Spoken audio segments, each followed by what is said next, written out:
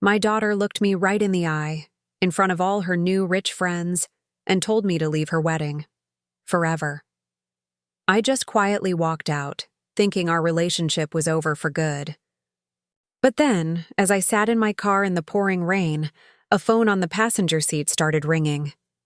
It was her phone, and that call was about to deliver the bad news that would change absolutely everything. It's wild how a lifetime of love can just completely fall apart in a single moment. My daughter Sarah was my whole world. From the day she was born, every single thing I did, every sacrifice I made, it was all for her. I worked 2 jobs to make sure she had the best education, the prettiest dresses, every opportunity I never got. I thought I was being a good mom, a supportive mom. But looking back, I see that what I called support was really just constant criticism. It started with small things. "That's a lovely drawing, honey, but if you just held your pencil this way, it'd be even better." Then in high school, it was, "You got a B+? That's great. But do you know what you missed so you can get an A next time?" I honestly thought I was helping her be her best self. But now I see I was just planting seeds of doubt, whispering to her over and over, "You're not quite good enough." When she met James, I thought he was perfect. He was kind, ambitious, and he absolutely adored her. But his family? They were different. They had that old money, the kind that comes with its own silent set of rules and judgments. And all of a sudden, my sweet, down-to-earth Sarah started caring about things that never mattered before. The right brand of champagne, the most exclusive vacation spots, what a bunch of people who looked down on her middle-class upbringing thought of her. And, of course, by extension, they looked down on me. The wedding planning was a total nightmare from the get-go. James's mother, Eleanor, just took over. She'd dismiss every one of Sarah's ideas with this polite but firm smile, and replace them with something more appropriate, which always meant more expensive. The quaint country church Sarah had dreamed about turned into a huge, soulless cathedral. The simple, beautiful dress she'd picked out got swapped for some designer gown that cost more than my car. I tried to be on Sarah's side. I really did. I'd call her and say things like, "Honey, are you sure about the ice sculptures? You always said you thought they were tacky." I was trying to remind her of who she was, but all she heard was me attacking her new life. She'd snap back, "Mom, you just don't get it. This is how it's done." Every single phone call just put another brick in the wall building up between us. I was losing her, and I had no idea how to stop it. Fast forward to the wedding day. The air was so thick with tension you could smell it over the overpriced flowers. I felt like a complete stranger. My simple, off-the-rack dress might as well have been a neon sign flashing, "Doesn't belong here," compared to the other guests' designer gowns. I watched my daughter, who looked stunning but also so stressed, just flitting between guests with a fake smile plastered on her face. I caught her for a second before the ceremony. She was in a side room adjusting her veil. "You look like an angel," I told her, my voice getting all thick with emotion. She gave me this weak little smile. Trying to connect, I reached into my purse. "I brought you something," I said, pulling out a little velvet box. Inside was a simple pearl bracelet. It was my mother's, and she gave it to me for my wedding. It was supposed to be her something old. Sarah glanced at the bracelet, then down at the gaudy diamond thing Eleanor had gifted her, already sparkling on her wrist. "Oh, Mom," she said, and the way she said it just broke my heart. It was dripping with pity and embarrassment. "It's sweet, but it doesn't really go with, well, any of this." And that's when it all went wrong. Eleanor swept into the room right at that moment, taking it all in. She glanced at the little pearl bracelet in my hand, and then gave me a look of pure disgust. "Sarah, darling, we need you for pictures." Then she turned to me. "Perhaps you could go find your seat. I believe it's somewhere toward the back." The insult landed like a punch to the gut. But the final knockout came from my own daughter. As I stood there, totally humiliated, Sarah's face just hardened. Maybe it was the stress of it all, the pressure to impress her new family, or maybe it was just years of my nagging finally boiling over. "Mom," she said. Her voice was chillingly calm. "Eleanor's right. Maybe it's best if you just go. You don't fit in here." You're just making this harder for me. The words just hung there in the air, sharper than any knife. Leave? I whispered. I could barely get the word out. Yes, she said, refusing to look at me. Leave the wedding. And don't call me, just leave me alone. Forever. There was no screaming match. No tears, just a cold final dismissal. In front of her new mother-in-law, who was now smiling like she'd won a prize, my daughter threw me away. Without another word, I turned and walked out. Past all the flowers, past all the smiling guests, and right out the front doors of the church. Just then, the sky opened up and it started pouring, a perfect match for the storm inside my heart. I just sat in my car, parked down the street, the sound of the rain doing nothing to wash away the pain of her words.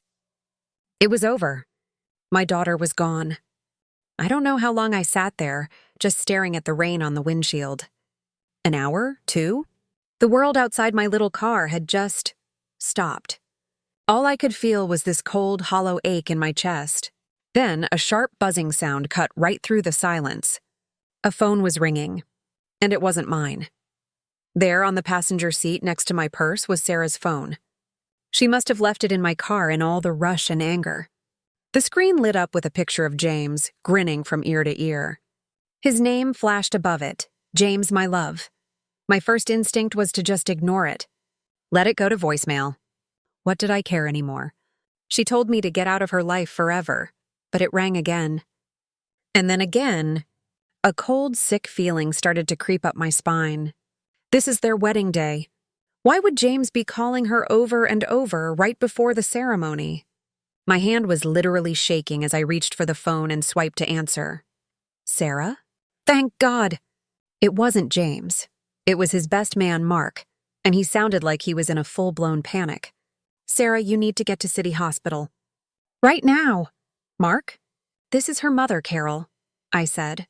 My voice was barely a whisper. What's happened? Where's Sarah? There was a pause, and I could hear him swallow hard on the other end. Oh, Carol, it's James. There was an accident. A really bad one. He was just running a quick errand. Some guy ran a red light. They took him to the hospital. It's not good. The world just tilted. James. An accident. The hospital.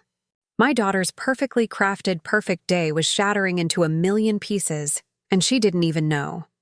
She was still in that church, waiting for a groom who was never going to show up. I just sat there holding her phone, Mark's frantic words echoing in my head. And I had a choice. My daughter had just disowned me in the cruelest way possible. She told me to leave her life forever, but her entire world was about to come crashing down, and I was the only person who knew it. What would you have done? Would you have driven away? Let me know in the comments. For a split second, I actually thought about it. Just driving away. I could just disappear exactly like she wanted. Let Eleanor deal with it. Let her perfect new family handle the mess. It would be the ultimate revenge, right? But then an image of Sarah's face popped into my head. Not the angry face from minutes ago, but the terrified face of the little girl who used to run to me every time she scraped her knee. In the end, there was no choice. Not really. I'm a mother. I fired up the engine and peeled away from the curb, my heart hammering against my ribs. I ran back into the church, my soaked clothes dripping all over the shiny marble floors. Guests turned and stared, whispering. I didn't care. I found Sarah in that same side room, now pacing back and forth, a worried look on her face. Eleanor was there too, impatiently tapping her foot. Where has that boy gotten to? Eleanor muttered, checking her diamond watch. It's highly improper to be this late. Mom? Sarah's voice was a mix of shock and pure fury. What are you doing here? I told you to. It's James, I said, cutting her off. The look on my face must have said it all. Her anger just evaporated, instantly replaced by a wave of absolute terror. What about James? She whispered. I told her everything. The words just tumbled out, a mess of accident, hospital, and Mark called. Eleanor gasped, her hand flying to her pearls. Oh, the scandal! The guests! But Sarah wasn't listening to her. Her eyes were locked on mine. In that one moment, the bride, the rich in-laws, The perfect wedding. All of it just melted away. She was just a girl whose world had been flipped upside down, and she was looking at her mom. "We have to go," I said, grabbing her hand. Her fingers were ice cold. We ran out of that church together, leaving Eleanor behind to deal with the gossip. The roles had completely flipped. Now, I was the one leading, and she was the one clinging to my hand, just like she did when she was 5. The hospital waiting room was this cold, sterile, white hell. Time just seemed to crawl. Every tick of the clock on the wall felt like an hour. We sat in silence for what felt like forever, all the things we hadn't said hanging in the air, heavier than the smell of antiseptic. Finally, Sarah just broke. It wasn't a loud sob, but this quiet, ragged gasp for air. "This is my fault," she whispered, staring at the floor. "All of it." "Don't be ridiculous, Sarah," I said, my own voice tight with stress. "Some drunk driver ran a red light." "How is that your fault?" "No, not the accident," she said, finally looking up at me. Her eyes were red and puffy. "All of it. The wedding, this person I've become. I've been so awful. To you. And then the dam broke. The tears she'd been fighting back just started pouring out. I just wanted to be good enough," she cried. "For them. For James's family. And for you. I feel like my whole life, I've just been trying to be good enough for you, Mom. And I could never get there." Her words hit me like a ton of bricks. All those times I thought I was helping, I was just hurting her. My constructive criticism was just criticism. I had made my own daughter feel like she wasn't enough. It wasn't some big dark secret. It was the simple, awful truth that my love felt like a prize she could never quite win. I pulled her into my arms, and she just collapsed against me, sobbing. "Oh, honey," I whispered into her hair, my own tears starting to fall. "I am so sorry. You were always enough. You were always more than enough. I was the one who wasn't good enough. I was so scared you'd fail that I never actually let you succeed. I never just told you how proud I was of you, exactly the way you are." "I'm so sorry. We just held each other and cried." For all the years of misunderstanding, for the pain we'd caused each other, and for the man lying in a hospital bed just down the hall.